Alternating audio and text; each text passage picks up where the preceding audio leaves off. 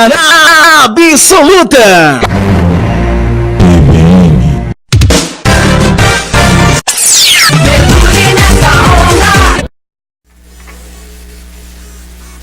Muito boa noite a você que nos assiste através da internet. Boa noite também a você que nos assiste através do Facebook e Instagram. Muito boa noite a você, Elicaso, nosso presidente e sua técnica. Hoje vamos vamos debater um tema bastante preocupante, a família brasileira e também a família mundial, que é o bullying, visto que tem trazido várias consequências e vários problemas, o bullying nas escolas, o bullying no trabalho e diversos locais da sociedade. Vamos debater isso aqui, esse tema, e para debater esse tema temos aqui hoje o senhor José Luiz de Abreu e Silva, psicanalista do Instituto Khalili, atuando também na área de psicoterapia clínica e psicoterapia clínica no Distrito Federal, com atendimento a clínicas sociais, trabalhando também voluntário com atuação no projeto Cáceres Livres, com voluntariado em presídios e hospitais, e atuação também no seu consultório clínico na Asa Sul. Muito boa noite, José Luiz de Abreu e Silva. Boa noite a todos os ouvintes da TV Brasil, TV Web Brasil. Dr. José Carlos, muito obrigado, e é um prazer enorme estar aqui com o senhor essa noite, com todos os nossos ouvintes, para abordar um tema que, infelizmente, é muito pouco discutido pela sociedade. E o senhor está abrindo esse canal para que nós possamos falar, debater e bater um papo, porque aqui nós vamos falar sobre vida. O que as pessoas esquecem é de que nós somos muito técnicos nas coisas, né? E a gente deixa de falar da vida. O que eu quero falar hoje, bate-papo com o Dr. José Carlos, é falar sobre a vida. E vida em sociedade, vida em família, vida que se projeta para o outro. Muito obrigado, Dr. José Carlos, e a todos os ouvintes. Espero que você aproveite esse assunto e que nós possamos debater mais efetivamente na sociedade. Isso. Antes de iniciarmos a nossa conversa, o senhor José Luiz, eu gostaria de me solidarizar-se com as famílias desse episódio lá de Goiânia. Nós estamos aqui todos muito sentidos, estamos aqui prestando a nossa solidariedade aos familiares, a todos os familiares que estão envolvidos nessa situação muito grave. O nosso carinho, o nosso respeito e a nossa solidariedade. Também lembrando a vocês que no dia 11 de 2017, o mês que vem, dia 11 de novembro, nós teremos a marcha contra a pedofilia no Distrito Federal, aqui em Taguatinga, uma iniciativa da Ordem dos Advogados do Brasil, subseção de Taguatinga, com o apoio da Seccional do Distrito Federal e Conselho Federal da OAB, também com o apoio da sociedade civil, do Judiciário do Distrito Federal, do Ministério Público e a sociedade civil como um todo. Então não percam essa marcha contra a pedofilia, que vai ser o dia 11 de novembro de 2017, aqui em Taguatinga. Lembrando a vocês também que essa marcha contra a pedofilia, lembrando a vocês também que hoje só no Distrito Federal existem aproximadamente 480 reclamações a respeito da pedofilia. 480 não reclamações, mas sim processos em andamento contra a pedofilia só no Distrito Federal. É um crime que vem tomando proporções alarmantes e nós devemos combatê-lo como um todo, não só a OAB, a sociedade civil como um todo e as entidades afins devem combater esse crime que vem assolando a sociedade do Distrito Federal e do país. Senhor José Luiz, vamos começar em face desse grave acidente lá em Goiânia, dessa grave situação que aconteceu em Goiânia, que vem preocupando a sociedade brasileira e a sociedade mundial, que é o bullying. Como o senhor pode nos dar uma noção disso, do bullying, na ótica da psicanálise? Bom, primeiramente eu gostaria de definir a palavra, né? Bullying, que em inglês a palavra bully em inglês significa valentão. E bullying é como se fosse um gerúndio, é como se fosse assim, valentando, ou cometendo ações de agressividade. E hoje a coisa, por causa da tecnologia, se expandiu muito, não só são agressões físicas, mas verbais, também intenções malévolas e prejudiciais nas redes sociais, com imprecações, com difamações, tudo isso pode se caracterizar como bullying. Bom, doutor José Carlos, eu entendo o seguinte, que o problema do bullying é um problema social, isso já está definido pelos profissionais da área, tanto sociólogos como psicólogos, psicanalistas, entendem que o problema do bullying é um problema social. E quando se fala de um problema social, se engloba não só um vetor, ou um elemento, ou um componente, ou uma instituição, mas toda uma composição, que é o caso a família, a escola, o judiciário, todas as instituições envolvidas hoje. Por isso que se torna um problema social, porque em determinados casos vai parar na justiça, em determinados casos que as consequências do efeito do bullying vai parar nos consultórios. Então, toda uma sociedade envolvida, a escola principalmente, porque isso se caracterizou mais efetivamente na escola, podendo, logicamente, se estender no trabalho, na família, numa sociedade onde os vizinhos podem tanto imprimir quanto sofrer. Então, é uma coisa muito mais ampla. Porém, a característica maior, com evidência maior, principalmente social, na mídia, nos meios de comunicação, ocorre hoje na escola. Por isso que nós entendemos que é um problema social.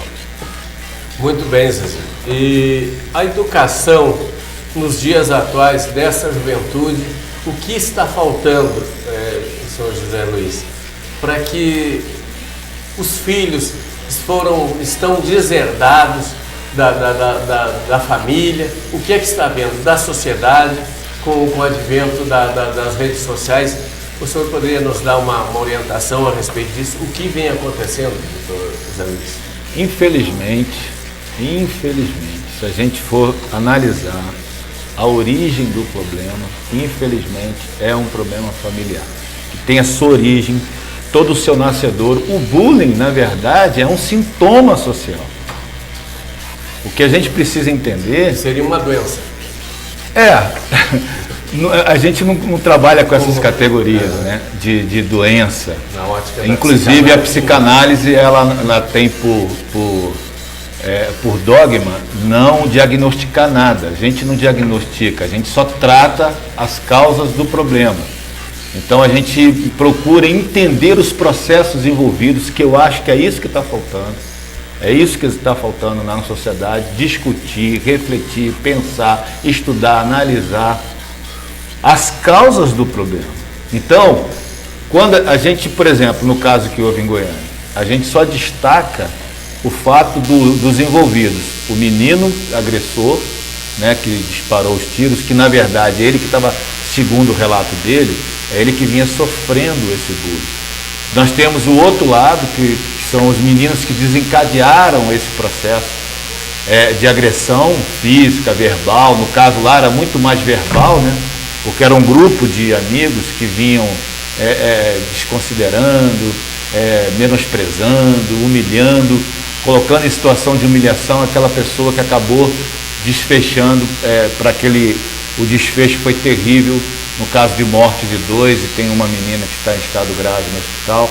Ou seja, o desfecho daquilo foi terrível, mas existe toda, doutor Zé Carlos, uma estrutura por trás. A gente precisa entender o processo. A origem disso sempre estará na educação familiar. é um dado importante quando o senhor remete isso para a educação. O que as pessoas tendem, na primeira instância, a pensar que é a escola que é responsável. A escola que não viu, a escola que não observou, ela tem o seu papel. Ora, como eu falei que tem um envolvimento social, um problema social, existem vários atores sociais que precisam estar envolvidos e demandar deles responsabilidades. Uma delas é a escola. Porém, a gente entende que o nascedouro desse problema começa com uma falta de educação familiar. E para isso nós vamos entender que as mídias sociais têm contribuído muito para isso, para o afastamento das famílias. E eu estava conversando com o Dr. Zé Carlos ali em off, a gente conversando sobre o assunto. Eu lembro que tanto ele quanto eu sofremos bullying na escola. Nos anos 60, 70, sempre existiu, enquanto há sociedade humana, sempre existem as guerras, os entraves, as disputas, as diferenças. Sempre vai haver. O problema é que a estrutura psicológica das crianças da nossa época, de mim e do Dr. Zé Carlos, a gente tinha uma capacidade, e isso a gente era aprendido dentro de casa, apreendido e aprendido dentro de casa como exemplo, como educação, a gente tinha uma capacidade de suportar mais as frustrações.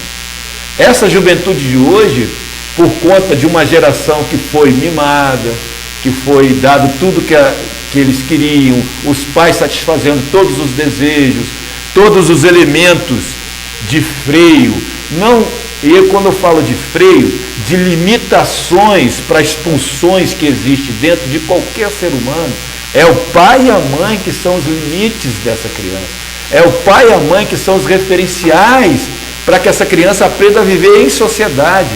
Tem que haver primeiro o reconhecimento da autoridade, da alteridade, do reconhecimento do outro dentro de casa. Como isso se tornou praticamente nulo na criação de filhos, dando aos filhos cada vez mais o poder de gerenciar a criação deles, colocando na mão deles o direito e o dever do que eles fazem, o que eles quiserem. Hoje as crianças não têm mais referenciais. Trazendo isso para a escola, doutor Zé Carlos, nós temos um problema seríssimo, aonde, como não há autoridade em casa, não há limite, não há referenciais, o professor se tornou então um elemento simplesmente aonde ele coloca a pessoa dele, mas não há mais a pessoa, só é uma coisa de pessoalidade, não é uma coisa de autoridade. O professor se tornou um condutor do processo, um facilitador do processo de ensino e não mais um continuador da educação que aquela criança tinha que receber em casa e dar continuidade como autoridade sobre a criança, porque o que aconteceu é que foi transferido o poder de autoridade para uma horda de meninos. E note-se que em pesquisas recentes, feitas recentemente, constatou que a maior incidência de bullying está exatamente nos alunos entre quinta e sexta série, é na fase de 12, 13, 14 anos, exatamente o que aconteceu em Goiânia, que é na fase da adolescência. Esses meninos se apoderaram do poder, não respeitam os pais, não respeitam os professores, consequentemente tomaram o poder e virou uma horda sem lei, aonde quem manda é a maioria, impondo os seus desejos e as suas pulsões sobre uma minoria. Levando isso, José Luiz, a descambar para um lado perigoso com consequências sombrias e imprevisíveis, né, senhor José Luiz? Lembrando a você que nós estávamos conversando aqui nos bastidores e recentemente, quando, eu não sei se você se recorda, quando o WhatsApp esteve fora do ar aí por umas 10, 12 horas, né? Uhum.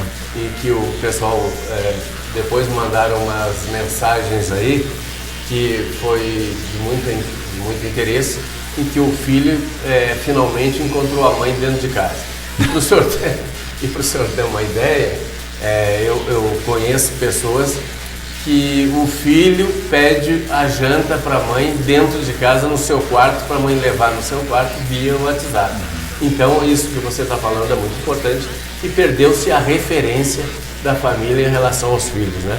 E aí as consequências acabam descambando aí por esse lado. Lembrando a vocês que o nosso programa está sendo assistido por 21 países, dentre eles Estados Unidos, Canadá, Rússia, Alemanha, Argentina, Colômbia, Paraguai e Reino Unido. Senhor José Luiz, e quais os cuidados relativos a esses problemas que os pais devem tomar e tomando como exemplo essa situação? Quais são os cuidados na ótica da psicanálise que os pais devem tomar, tomando por base esse problema, essa situação e suas consequências? Doutor Zé Carlos, essa pergunta é fundamental para que a gente possa entender a dimensão desse processo, a dimensão dessa coisa que está corroendo a sociedade humana. A primeira rede de proteção, os primeiros cuidados têm que ser tomados dentro da família. É o pai e a mãe que tem que fazer a leitura do filho.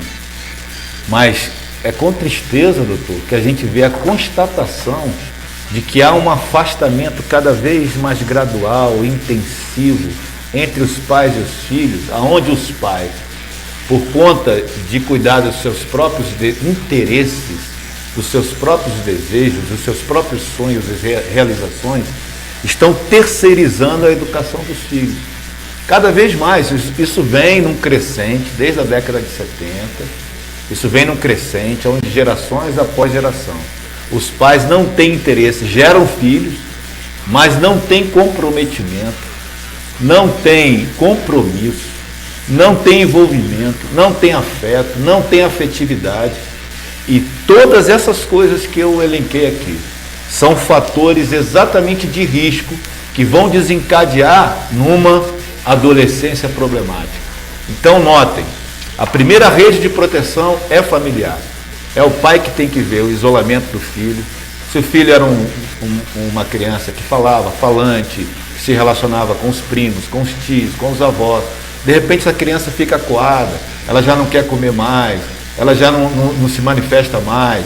Isso já é um sinal, é o primeiro e grande sinal, esse recolhimento, porque a criança não sabe, o adolescente não sabe lidar com aquilo, gente. Ela não sabe se defender. Se ela já não tinha uma índole, se ela tinha uma índole boa, se ela era uma criança que tinha a normalidade de compartilhar as coisas, e de repente num ambiente onde deveria ser de acolhimento, de amigos, de amizade, ela começa a sofrer a violência, a primeira coisa que vai acontecer é um encolhimento emocional dessa criança. Então é um fator primordial para que os pais observem. Ele quer ficar no quarto, já não quer ir para a escola, já começa a dar desculpa. E os pais falam, esse menino está com problema, está com bobeira, e dá vários nomes, mas não procuram a causa do problema. Meu filho, não chama os filhos para conversar, não vão na escola saber o que está havendo. Se era um menino que tinha uma atividade, era extremamente funcional, de repente ele se torna não funcional, se torna acolhido, encolhido dentro de um quarto, não quer mais se relacionar. Gente, pelo amor de Deus, vamos acordar. Está vendo, doutor Zé Carlos? Então, assim, o primeiro contato, o primeiro responsável em detectar o problema tem que ser a família. É a família que vai desencadear o processo na escola. Por quê? Porque um professor tem que olhar 30 alunos, uma direção tem que olhar 200, 500 alunos. Então é impossível que se tenha um olhar mais pontual. Pontualmente, família. Família vai à escola saber o que está acontecendo. Por que o filho está daquele jeito? Por que a aprendizagem, ele começou a tirar notas baixas? Por que ele não quer mais se relacionar, não vai mais nas festas? Então a primeira coisa é a família. É a família que vai emular e que vai trazer à tona a discussão, o debate, ou até mesmo o problema, identificar um problema que é pontual para um problema coletivo. De repente outros filhos estão passando por aquilo. Então se todos os pais aprendessem a observar, doutor Zé Carlos, levar isso para a escola, chamar a coordenação pedagógica, chamar a orientadora, ou então ir à orientadora, saber como é que estão as atividades, como que está o seu filho na escola, mas os pais infelizmente terceirizam para a escola a responsabilidade em casos de escolas particulares, eu estou falando isso porque a minha mulher é professora. Os pais obrigam os professores a fazer o papel de pais.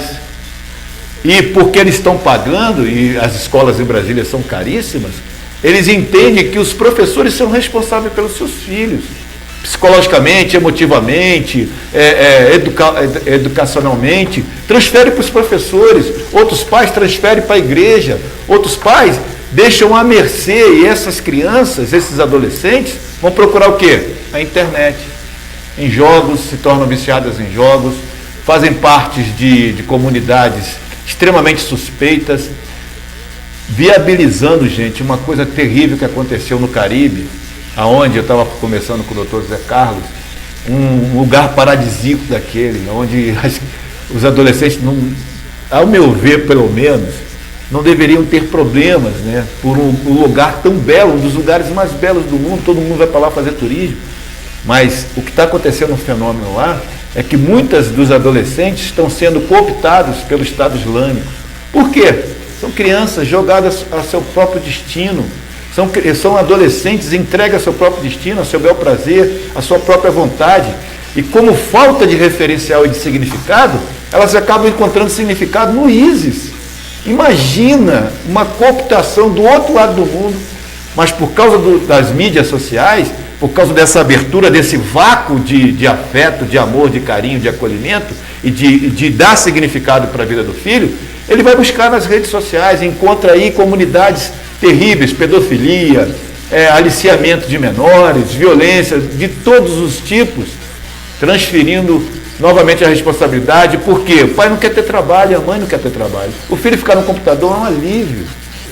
Então, quer dizer, esse é um problema que vai somatizando, e olha, se torna um problema social. Olha o tamanho, mas a gente está mexendo aqui nas vísceras. Nós estamos expondo aqui a causa do problema, que é lá na família. Muito bem. Só lembrando a vocês aqui, essa sua colocação, senhor José Luiz, de que os pais hoje estão dando aos filhos uma referência tão somente material, nada de espiritual, de intelectual, nada disso. Eles jogam isso para as escolas, seria isso? Exatamente. Jogam para as escolas e aí as consequências são danosas, né? Muitas famílias, notadamente as famílias mais abastadas, senhor José Luiz, os filhos são criados pelos empregados. Eles têm mais afetividade com o próprio empregado do que com os pais, né?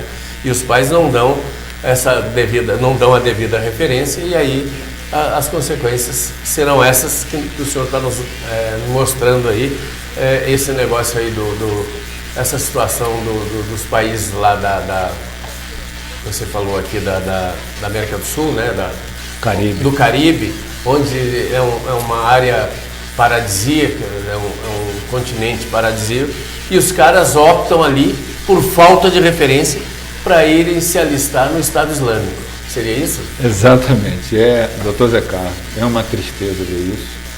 E eu tenho um caso chocante que uma pessoa muito chegada me falou, de uma escola onde ela trabalha, onde uma mãe, e essa pessoa é professora dessa escola, onde uma mãe separou do marido recentemente e tinha uma filha adolescente. Tem uma filha adolescente. E ao entrar num outro relacionamento, essa mãe morava somente com a filha, e por causa desse novo relacionamento, a pessoa que veio para esse relacionamento não aceitava a filha. E chegou para a mãe e falou assim, você escolhe, entre eu ou ela. E ela chegou para a filha e falou assim, filha, eu estou indo embora com uma pessoa que eu conheci, eu quero saber se você quer ficar nesse apartamento, eu deixo você aqui com tudo. Uma menina de 14 anos, morando sozinha num apartamento. O que ela faz? Leva todos os amigos da escola para lá. E tem festas, imagino, eu não vou falar de tudo que acontece lá, porque vocês imaginam o que rola.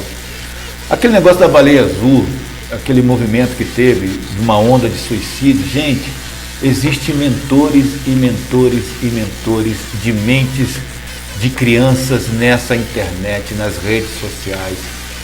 O espaço que nós estamos dando para os nossos filhos, ou o vazio que nós estamos causando na mente e no coração. com falta de referenciais, e a sociedade também não os tem. A sociedade não os tem.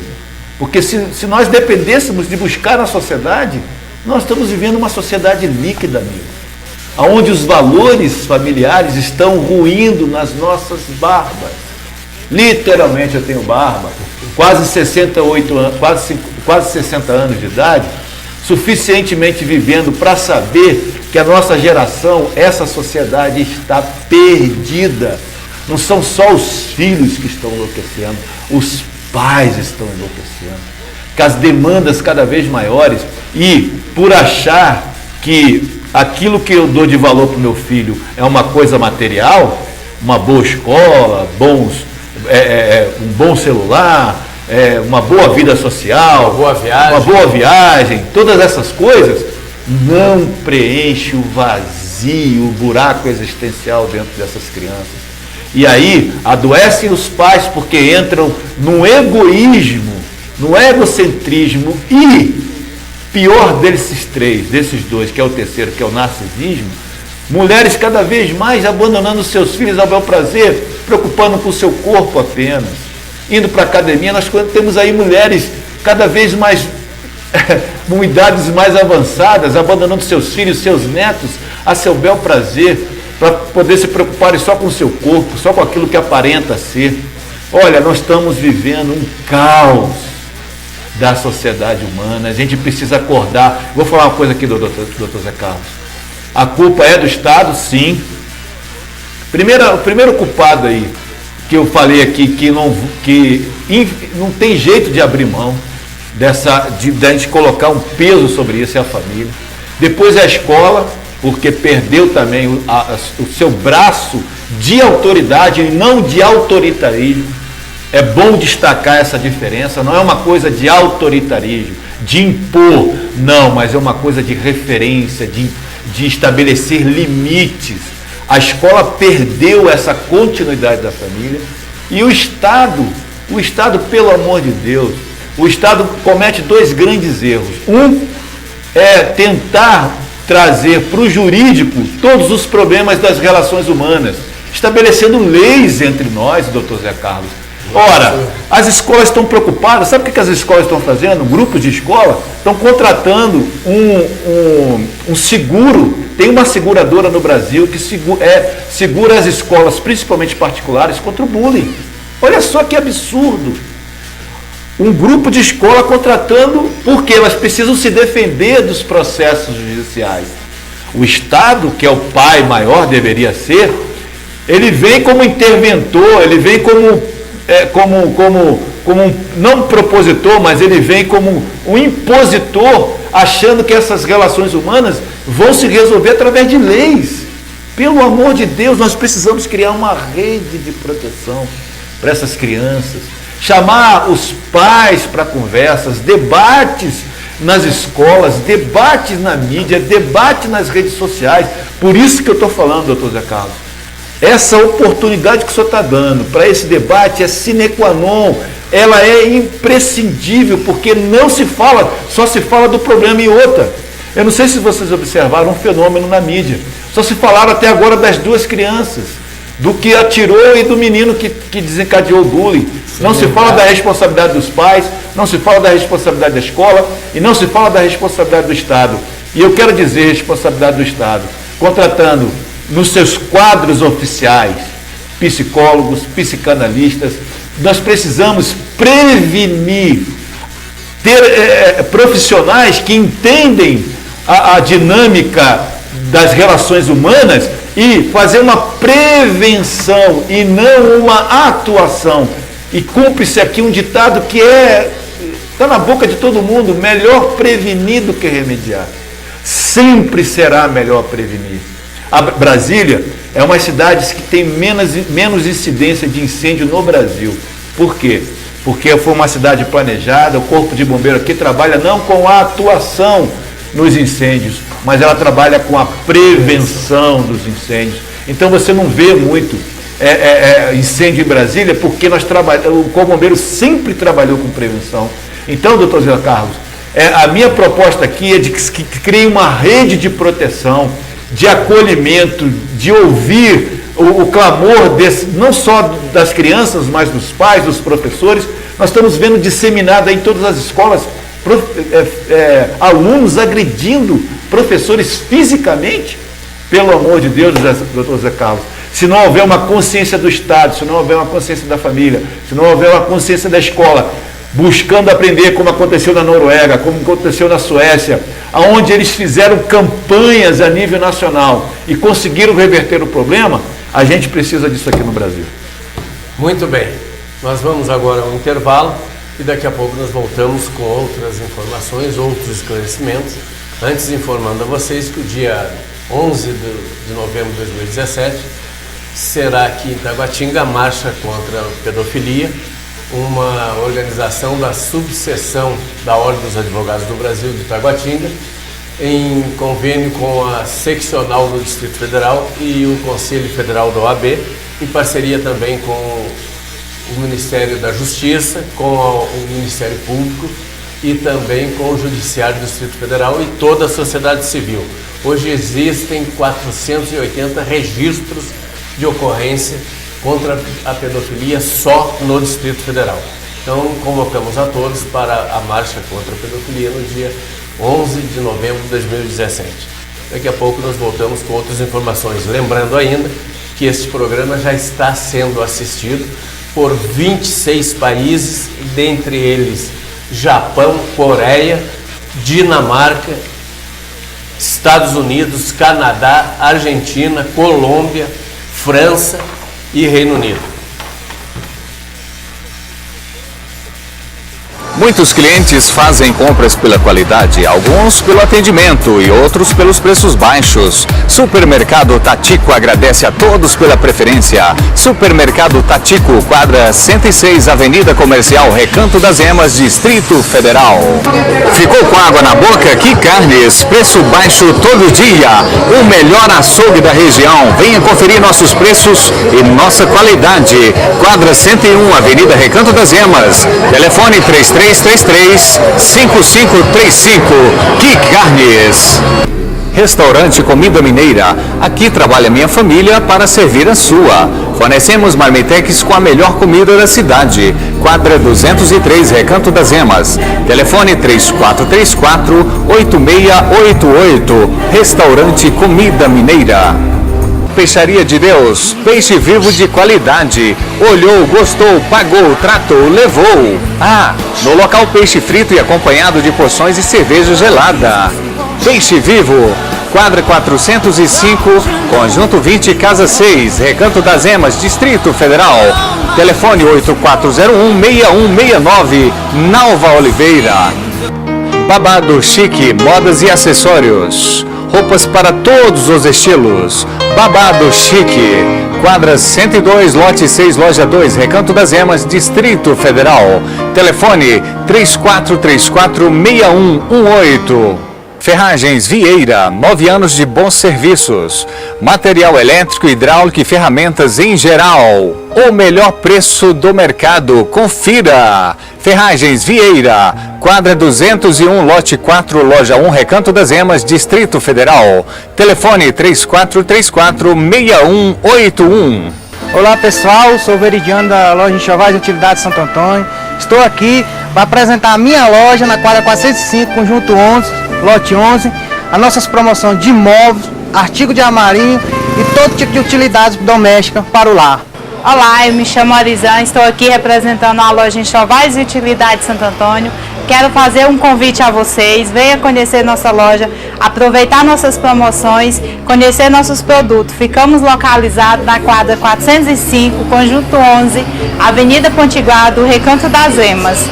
Venha conferir todas as nossas ofertas. Primeiro lugar, absoluta!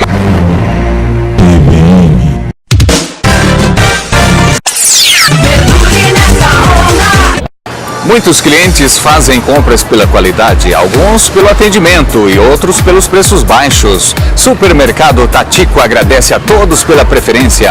Supermercado Tatico, quadra 106, Avenida Comercial, Recanto das Emas, Distrito Federal. Ficou com água na boca? Que carnes, preço baixo todo dia. O melhor açougue da região. Venha conferir nossos preços e Voltamos a apresentar o programa Uma Conversa Legal.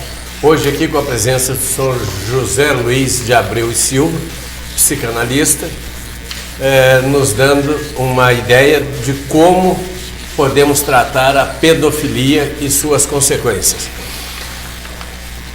Senhor José Luiz, a psicanálise não fixa diagnóstico, ela só trata o problema.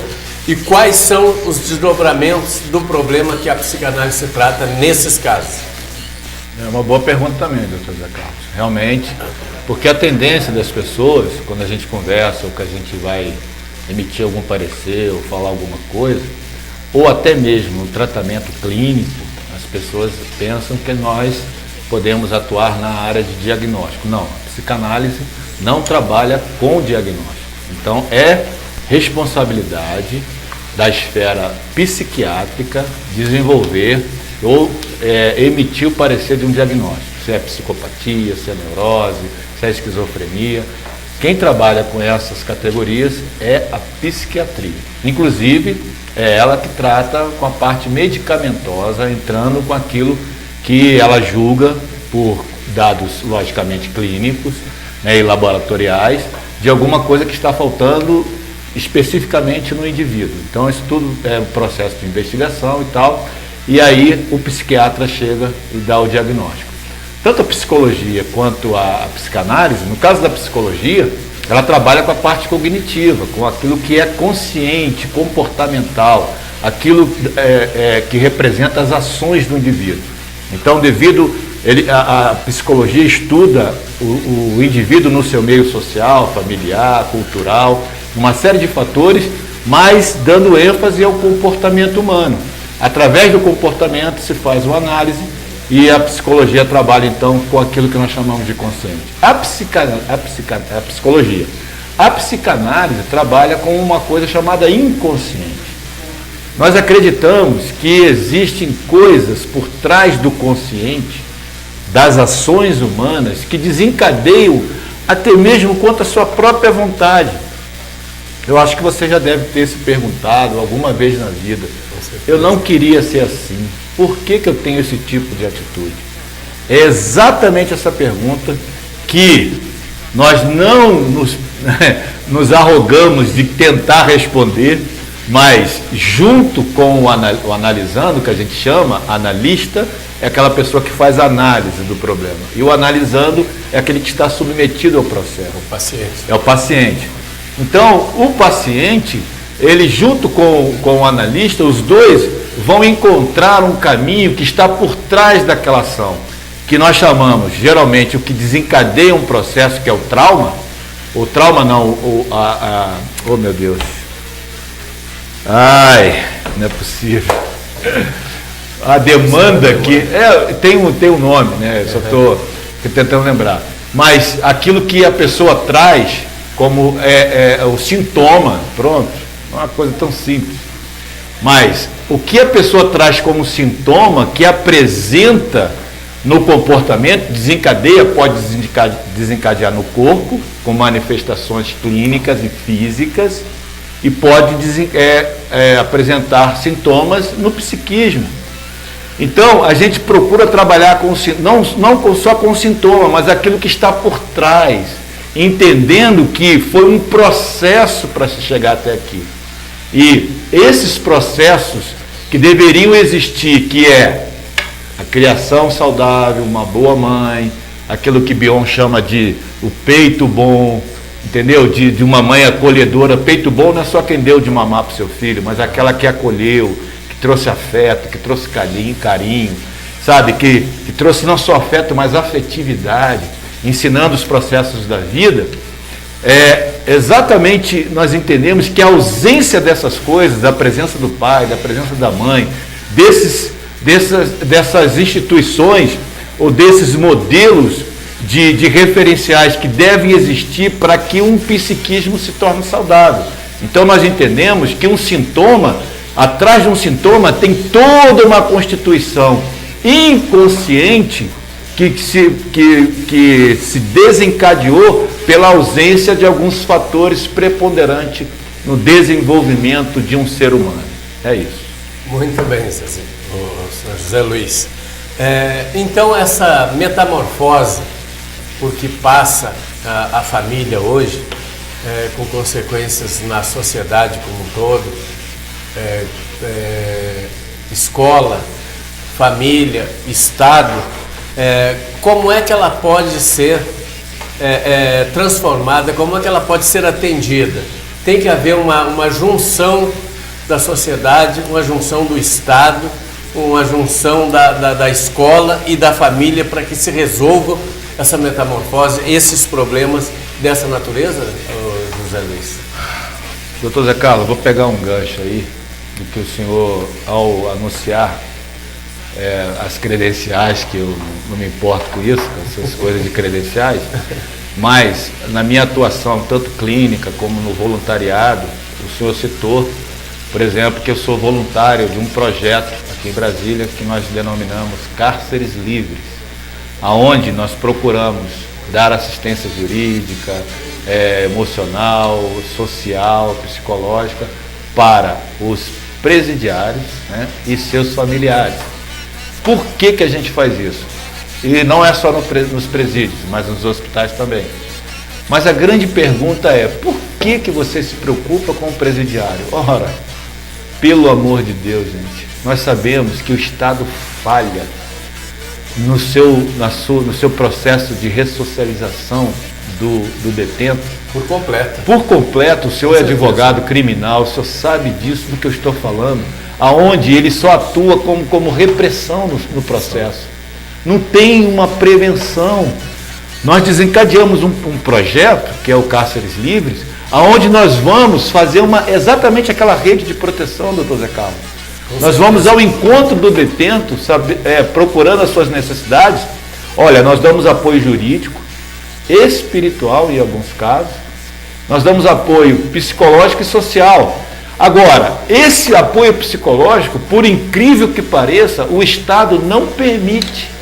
A gente só pode dar esse suporte aqui para a família aqui fora, mas para o detento lá dentro, não permitem.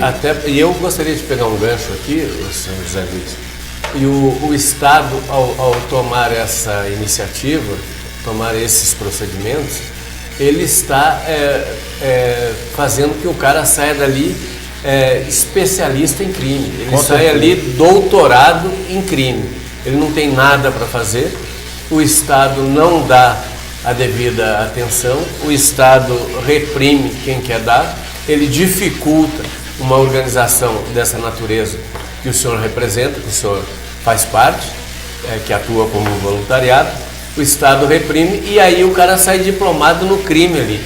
Para o senhor ter uma ideia, eu fui subscritor de um anteprojeto que pedia que o Estado, que o preso trabalhasse em diversas atividades, quais sejam as atividades, que ele trabalhasse e o fruto desse trabalho lá, para ele se autossustentar.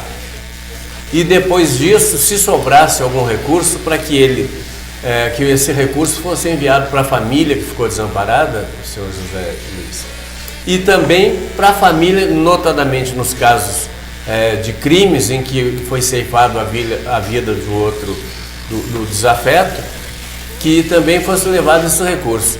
E aí eu encontrei uma barreira no Congresso Nacional, em que um deputado disse para mim: doutor, esse seu projeto é muito bonito no papel, esse anteprojeto do senhor, mas isso não dá voto.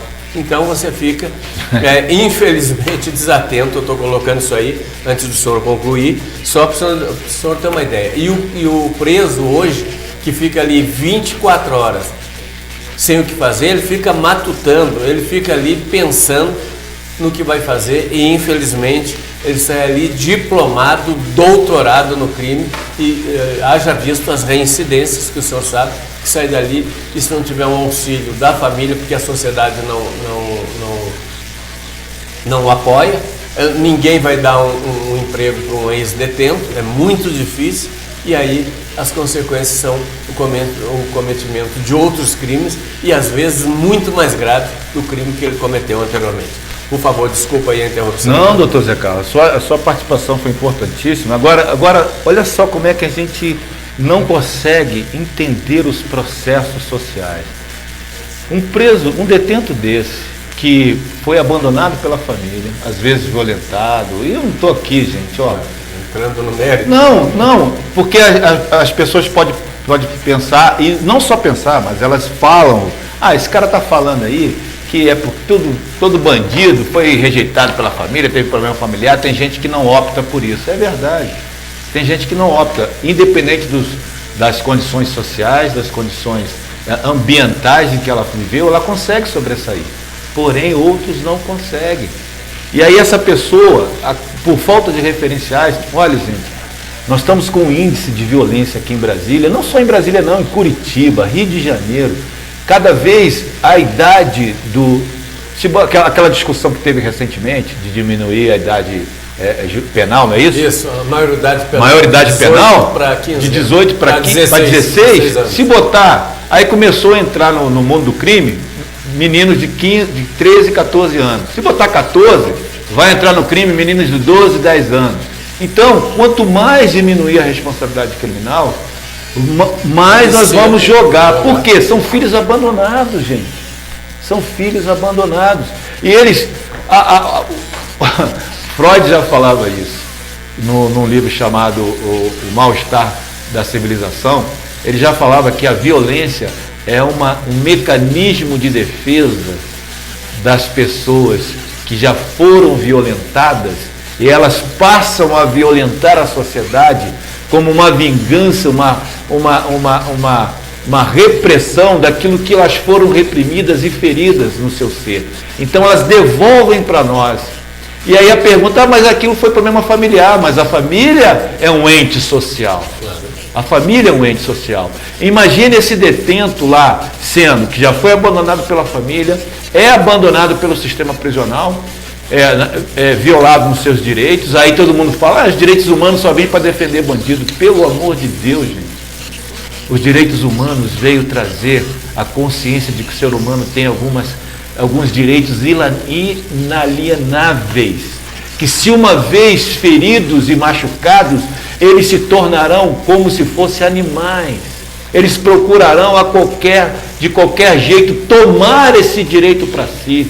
E aí, uma vez abandonados pela família, abandonados pela sociedade, abandonados pelo Estado, que não proporciona uma rede de proteção como prevenção educacional, espiritual, social e psicológica, para esse detento, ele vai sair de lá como se fosse um leão, como você fustiga um leão numa jaula, e ele não tem possibilidade de pegar. Se ele tiver a oportunidade de sair dali, ele vai pegar você não porque ele precisa de comer, mas é porque ele está te odiando. Esses detentos voltam para a sociedade com uma capacidade de ódio muito maior. Porém, doutor Zé Carlos, eu só fiz esse link para explicar o problema social. Eu não fugi ao tema do bullying, porque é impressionante a incapacidade, doutor Zé Carlos, que todas as instituições envolvidas têm de, primeiro, reconhecer o problema existe. Segundo, dialogar sobre o problema, discutir, debater nas escolas, chamar educadores, chamar professores, chamar pais, chamar movimentos sociais para estar incluído, ONGs, terceiro setor. Olha, a gente não sabe o poder que o terceiro setor, o bom terceiro setor tem, aquele que não foi corrompido ainda, com propostas para o Estado, e o Estado está impedindo desses setores trabalharem. Com certeza. Então, chamar para o debate, para o diálogo, o terceiro setor com suas ONGs, com as suas propostas, com o seu pessoal civil, capacitado com psicólogos, psicanalistas, advogados, tem uma gama de profissionais doidos para interferir, ajudar-nos, não interferir, mas ajudar, ser um braço companheiro do Estado na prevenção desses problemas. Eu fico com muita tristeza de saber que isso não está sendo viabilizado, infelizmente. E isso não dá voto, como disse o deputado, isso não contribui para a sociedade e não dá voto, né, senhor Zé Luiz? Senhor Zé Luiz, eu gostaria também que o senhor nos desse uma ideia a respeito, notadamente, desse caso de Goiânia, que é um caso que está repercutindo e que nos entristece muito. Quais as consequências desse caso para os pais do menor e também para os pais dessas vítimas, se não forem tratados adequadamente? Vamos lá, doutor Zé Carlos. Eu sei que é difícil. Na ótica da psicanálise. É difícil falar disso, porque um menino de 14 anos não pega uma arma sozinho, deliberadamente, sem ter toda uma estrutura familiar. E aqui, gente, eu não estou culpando ninguém. Não estou culpando ninguém. A psicanálise não trabalha com essa coisa da culpa, mas da análise dos processos da vida. Analisando a educação desse filho dentro de um lar onde os pais são militares, que são acostumados a lidar com a violência social e que têm sobre si próprio, os dois, os efeitos desse combate social da violência e trazem, infelizmente, para dentro de casa o debate, as reações, as ações. Imagine um oficial da polícia, ou os dois oficiais da polícia, no seu combate diário com a violência, qual vai ser o diálogo de casa? A violência.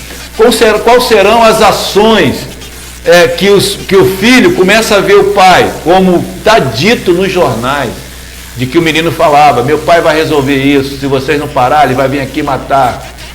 As ameaças no trânsito, as manipulações de poder, de se sentir um braço repressor do Estado. Então, gente, pelo amor de Deus, vamos ser sinceros e realistas nas análises dos fatos. Bom, o desencadeamento para essa família, os desdobramentos, olha, doutor Zé Carlos, são imprevisíveis. Eu acho que imputar crime não vai acontecer porque ele era de menor e as coisas não vão acontecer. O que eu vejo de maléfico é de não aproveitar esse episódio e trazer ele para um debate social. Esse é o maior malefício. Logicamente que internamente as dinâmicas familiares daquela família serão mexidas, né? Ou não, ou elas serão estabelecidas e fortalecidas, ou elas serão mexidas para uma reflexão interna.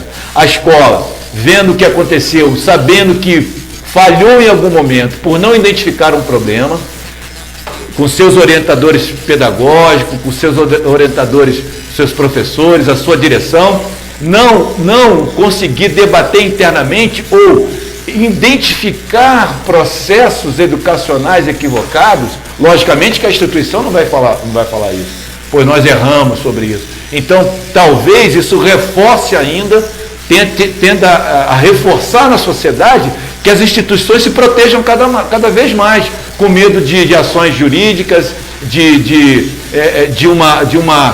uma ação popular contrária àquela instituição. Então ela vai se proteger dizendo que não teve culpa ou que tomou todas as precauções devidas, e eu vou dizer que não. Então, tanto a família envolvida pode sofrer alguns processos, a escola com certeza, mas não para o bem, na minha opinião, porque não haverá reflexão sobre isso.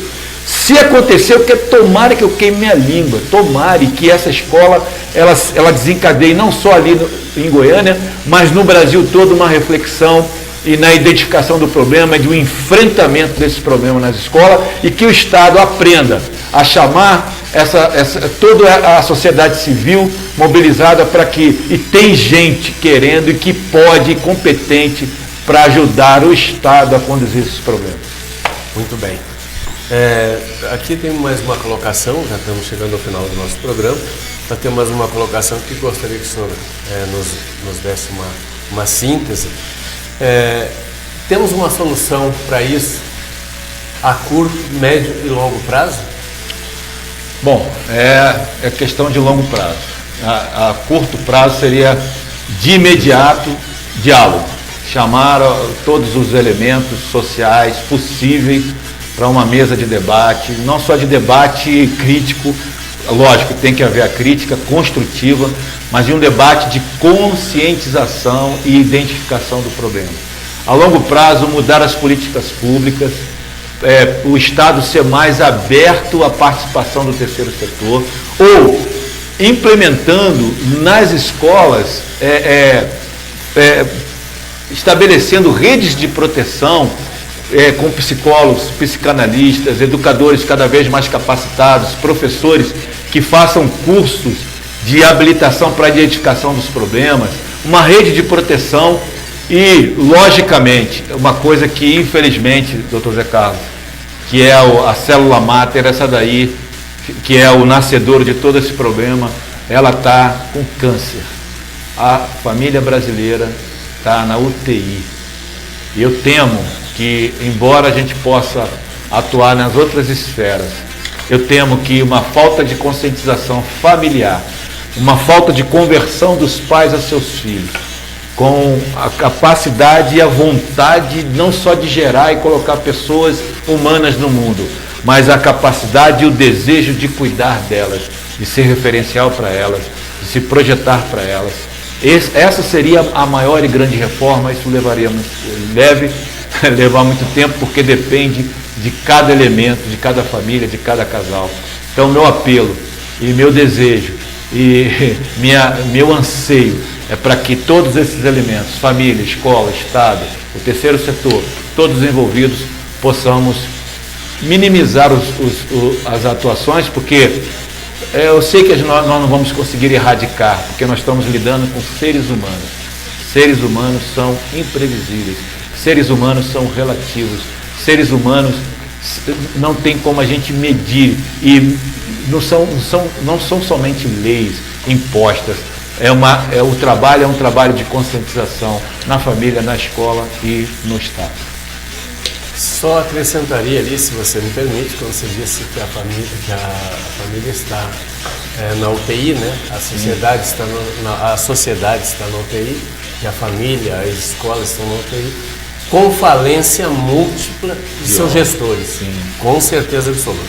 Estamos terminando nosso programa, mas antes disso eu vou passar a palavra para as suas considerações finais.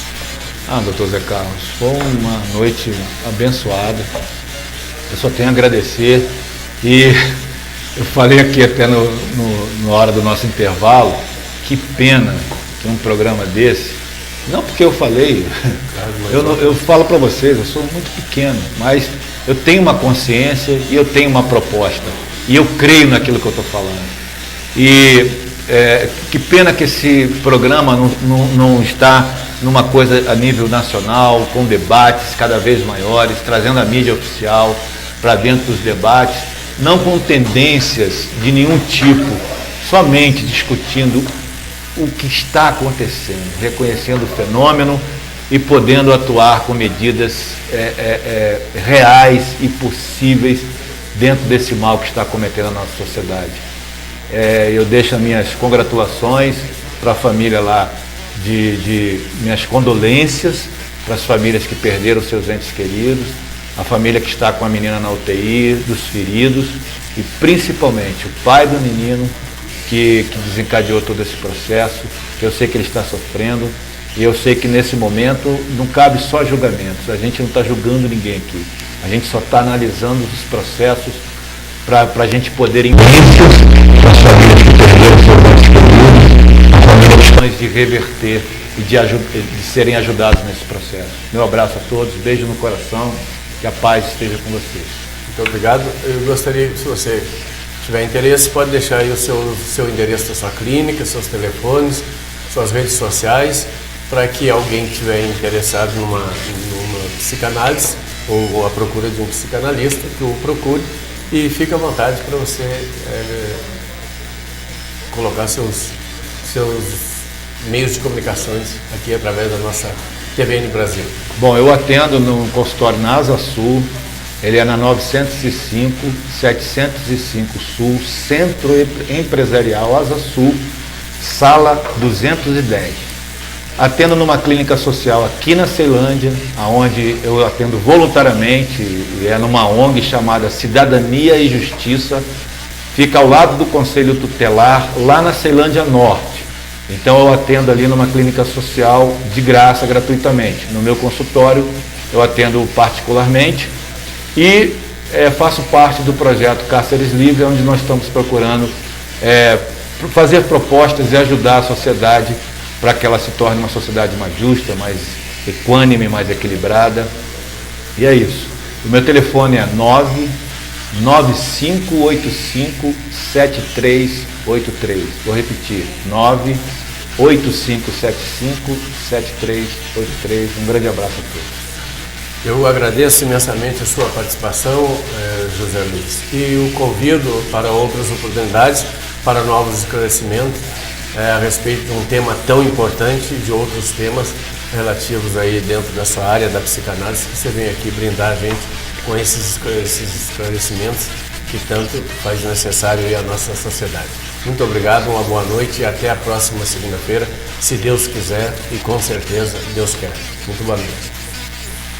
Muitos clientes fazem compras pela qualidade, alguns pelo atendimento e outros